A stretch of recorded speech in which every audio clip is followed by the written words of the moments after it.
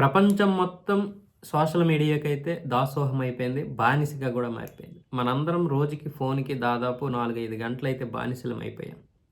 కొంతమంది సోషల్ మీడియాలో వీడియోలు గూడా పోస్ట్ పెట్టాలి. అందరికంటే ఎక్కువ నేనే బెట్టాలి. నాకే లైకులు రావాలి. నాకే వ్యూస్ రావాలని చాలామంది విపరీతంగా ఫోటోలు తీయడం. అంటే శృతి మించి ఫోటోలు తీయడం. ఎక్కడికో హద్దులు గూడా దాటిపోతున్నారు. అంటే సంస్కృతిని నాశనం చేస్తున్నారు. అలాగే వాళ్ళ ప్రాణాల మీదకి తెచ్చుకున్నటువంటి వీడియోలు కూడా తీస్తున్నారు. దానికి ఇప్పుడు భారతదేశం, పాకిస్తాన్, చైనా, అమెరికానే ఏం లేదు. అందరం అంతే. ఈరోజు జరిగింది అదే. పంజాబ్ ప్రావిన్స్‌లో లాహోర్‌లో ఒక వ్యక్తి అయితే అక్కడికి జూ పార్క్‌కి వెళ్ళాడు. జూ పార్క్‌కి వెళ్తే అక్కడ ఉన్నటువంటి సిబ్బంది కళ్ళు గప్పి సింహం ఉన్నటువంటి బోన్‌లోకి దూరాడు. అయితే ఆ బోన్‌లో దూరినప్పుడు సింహం లేదు, బయట ఉంది. కానీ మనోడు దూరిన తర్వాత సింహం వచ్చి అటాక్ చేసింది.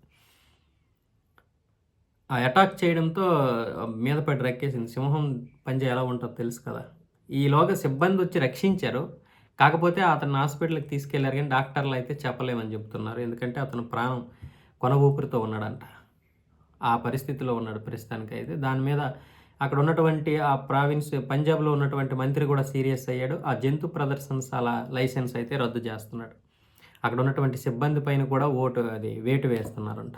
అంటే ఇంత టిక్‌టాక్‌ని గాని, మిగతా దేనికి గూడా ఆ జూకి సంబంధించినటువంటి వీడియోలు ఏవి కూడా తీయడానికి అక్కడ పర్మిషన్ లేదు. నిషిద్ధం. అయినా కూడా వాళ్ళు ఫోన్ తీసుకొచ్చి తీశారంటే అక్కడ సిబ్బంది వైఫల్యం అయినట్లే అనేది అక్కడ ఉన్నటువంటి మంత్రి చెప్పడం, వాళ్ళ పైన వేటు కూడా వేయడం జరిగింది.